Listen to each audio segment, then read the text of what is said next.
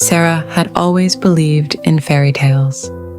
Ever since she was a little girl, she dreamed of finding true love, of having a husband who would cherish her, and a best friend who would always have her back. Life, for the most part, seemed to grant her that wish. She had been married to Alex for 5 years. Their wedding had been nothing short of magical. A beachfront ceremony, the golden sunset framing their vows, and laughter filling the air as they danced under the stars. Everyone told her she was lucky to have Alex. He was charming, successful, and most importantly, he loved her. Or at least, that's what she thought. Lisa had been by Sarah's side long before Alex came into the picture.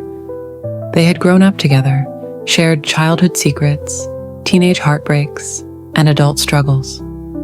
Lisa was the sister Sarah never had. So when Alex and Lisa got along so well, Sarah had been thrilled. "You're like family to us," she often told Lisa. Little did she know, those words would soon haunt her. On their 5th wedding anniversary, Alex surprised Sarah with a dinner at an upscale restaurant. The place was candlelit, filled with soft jazz music, and decorated with elegant white roses. Her favorite. Lisa joined them, of course. She always did. "To 5 years of love and happiness," Alex said, raising his glass. Sarah beamed, feeling the warmth of the moment. Lisa clinked her glass against theirs, her smile wide. "And to many more," she added, her gaze lingering on Alex for just a second too long. Sarah didn't notice. Or maybe, deep down, she refused to. After the dinner, life continued as usual. Or at least, that's how it appeared. Alex started coming home later than usual, always with an excuse. "Work's been crazy," he'd say, kissing Sarah's forehead without really looking at her. His phone was always in his hand, and Sarah noticed he had started smiling at messages he never shared with her. One evening, as she was doing laundry, she found something strange, a faint lipstick stain on the collar of his jacket. Her heart skipped a beat. It wasn't her shade. Maybe it was nothing. Maybe it was from a colleague. That night, she told Lisa about it over coffee. Lisa laughed, shaking her head. "Oh, come on, Sarah. You're overthinking. Alex adores you." Sarah sighed in relief. Lisa was right. Alex loved her. She was just being paranoid. But the doubts wouldn't leave her. Lisa had been acting strange too. She was suddenly too interested in Sarah and Alex's marriage. "Are you two okay?" she asked one afternoon, her voice laced with curiosity. "Alex seems different." Different. That word gnawed at Sarah. Then there were the late-night messages. Lisa used to text her frequently, but now she barely replied. When she did, her answers were short, vague. One night, Alex fell asleep early, his phone buzzing on the nightstand. Sarah stared at it. Her heart pounded. Should she check it? Her fingers hovered over the screen. One swipe, and she would know the truth. But did she really want to? She pulled her hand back, swallowing hard. "I trust him, right?" she whispered to herself. The nagging feeling wouldn't go away. No matter how many times Sarah convinced herself that she was overthinking, the unease stayed. One night, as she lay awake, Alex's phone buzzed again. He was in the shower. The screen lit up, showing a message preview. "Lisa, I miss you already." Sarah's breath hitched. Her hands trembled as she picked up the phone. The message disappeared, but her gut told her everything she needed to know. Her worst fear was about to be confirmed. Her heart pounded as she opened the messages. There it was, thread after thread of intimate conversations. "I love you. Last night was amazing. When can I see you again? Her world shattered. Then, the final blow, a picture. Alex and Lisa in a hotel room, in bed. Tears blurred her vision. Her hands felt numb. She wanted to scream, but no sound came out. The man she loved, the best friend she trusted. Both had betrayed her. Sarah didn't know how long she sat there. The sound of the shower stopped, and Alex walked into the room, drying his hair with a towel. He saw her holding his phone. His face paled.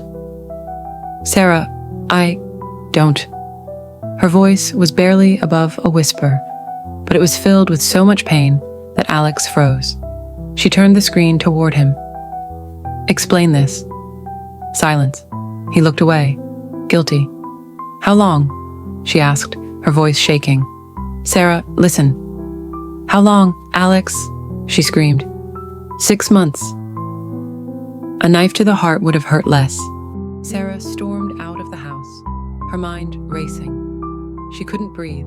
She couldn't think. Her feet carried her to Lisa's apartment before she even realized it. Lisa opened the door, surprised. "Sarah, what?" "Slap." Lisa stumbled back, holding her cheek. "How could you?" Sarah's voice broke. "You were my best friend. My sister." Lisa's lips quivered. "Sarah, I never meant for it to happen. Don't lie to me." Tears streamed down Sarah's face. "You did this behind my back for 6 months. How long were you going to keep pretending to be my friend?" Lisa looked away, ashamed. I fell in love with him." Sarah let out a hollow laugh, full of pain. "And what? That makes it okay." Silence.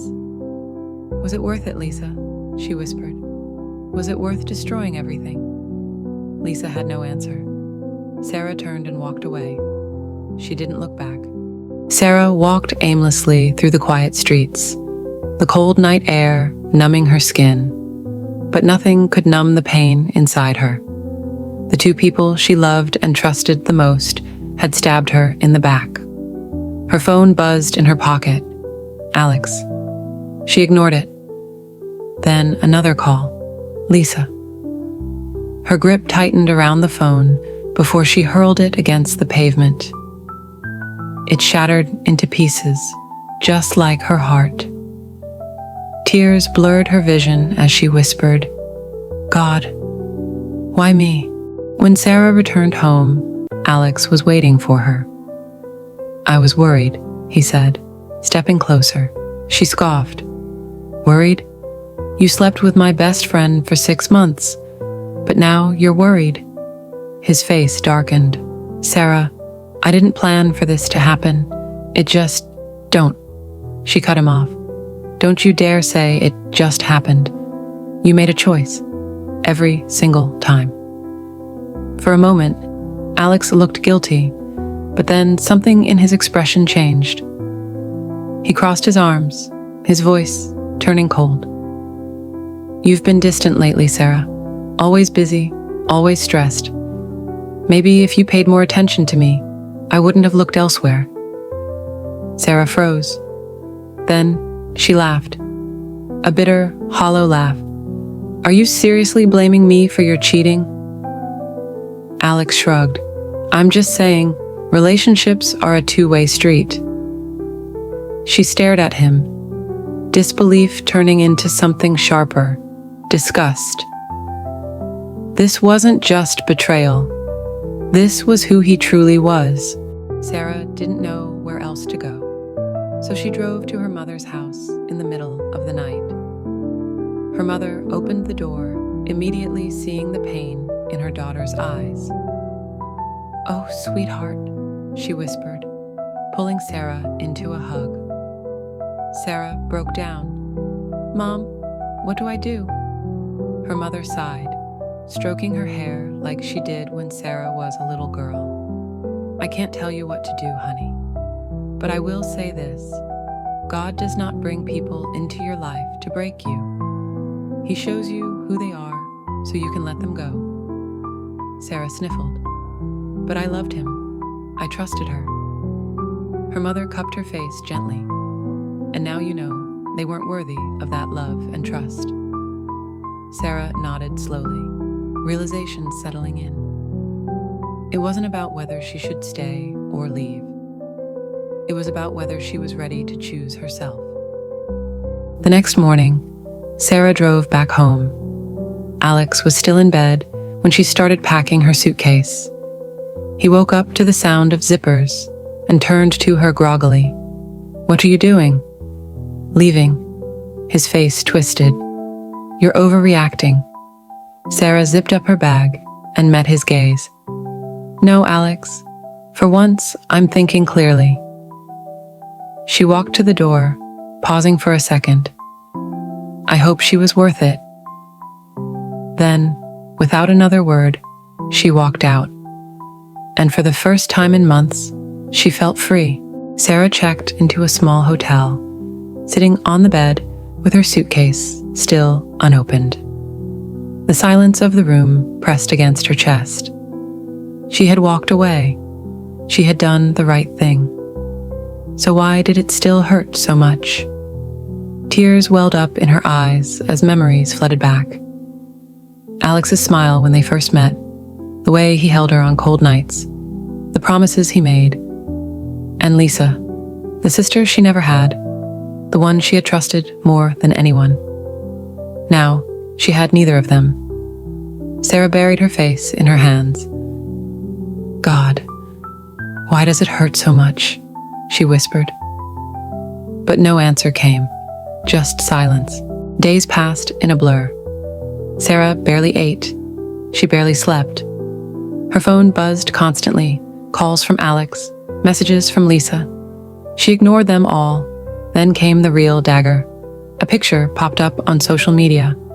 Lisa and Alex, together, smiling, like they had done nothing wrong. Sarah's heart shattered all over again. She threw her phone across the room, her breath ragged. "They moved on so easily," she whispered, "like I never even mattered." The pain was unbearable. For the first time in her life, Sarah wondered if she was strong enough to survive it. One night, Sarah found herself standing on the hotel balcony, staring at the city below. She felt nothing, just emptiness. Then her phone rang. Her mother. For a second, she thought about ignoring it, but something made her pick up. "Sarah," her mother's voice was soft but firm. "I know you're hurting, but listen to me. This is not the end of your story." Sarah's breath hitched. "I don't know how to move on, Mom. I feel worthless."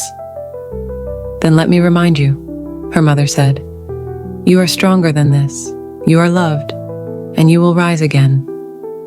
Sarah closed her eyes, letting the words sink in. Maybe she wasn't okay now, but maybe, just maybe, one day she would be. The next morning, Sarah did something she hadn't done in weeks. She got out of bed, took a shower. Then she packed her bags, not to run, but to start over. She wouldn't let Alex and Lisa define her. They had broken her, but they wouldn't destroy her. Not anymore. With one last look at the hotel room, she whispered, "God, I don't know where I'm going, but I trust you'll lead me there."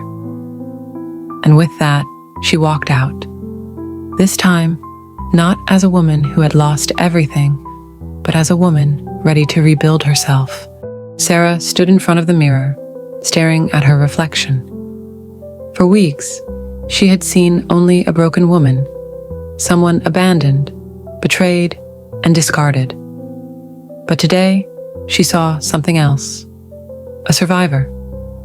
She took a deep breath and whispered to herself, "You are more than their betrayal. You are more than this pain."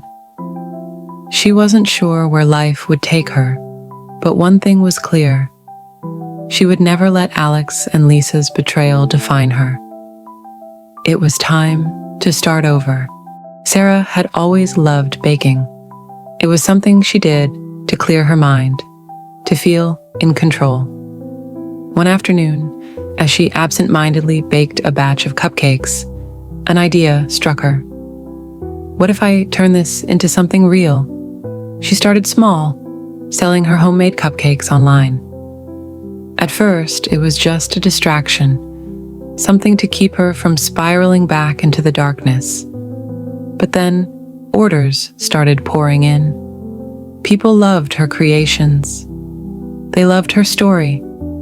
Before she knew it, what had started as a coping mechanism was turning into a full-fledged business.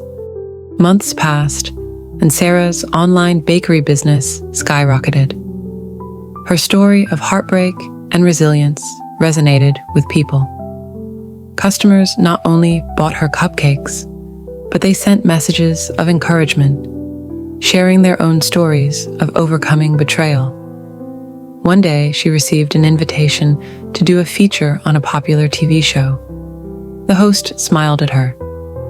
"Sarah, your journey is inspiring. What would you say to women who feel broken after betrayal?" Sarah took a deep breath and looked into the camera. "I would say this: your worth is not determined by someone who couldn't see it. Don't let heartbreak destroy you. Let it shape you into something stronger." The audience erupted in applause. Sarah smiled, knowing deep down this was only the beginning. One evening, as Sarah was closing her bakery, her phone buzzed with a message from an unknown number. It was Alex. "Sarah, I messed up. Lisa, she wasn't who I thought she was. I lost everything. Can we talk?" Sarah stared at the message for a long time. Then, she smiled. Not a smile of happiness, not a smile of longing, a smile of freedom. She typed a simple response: "No." Then she blocked his number. She had finally won. Sarah had spent so much time rebuilding herself that she hadn't even thought about love. She had found happiness in her work, in the strength she never knew she had. But one evening, as she locked up her bakery, she heard a deep voice behind her. "Excuse me, are you the owner?" She turned around to see a man standing there, holding a small cake box from her shop. "I just had one of your cupcakes, and I think it changed my life," he said with a playful grin. Sarah chuckled. "That good, huh?" He extended his hand. "I'm Daniel." For the first time in a long time, Sarah felt something she hadn't expected: curiosity. Daniel started coming by often. At first, Sarah thought it was just about the cupcakes. But then he started asking about her day, about her dreams, about her. One evening, as they sat on a park bench with coffee, Daniel looked at her seriously. "I know you've been hurt," he said gently, "but I want you to know, I'm not here to fix you. I just want to know you." Sarah felt something stir in her heart. She had spent so long guarding herself, afraid to trust again. But maybe, just maybe, she was ready to try.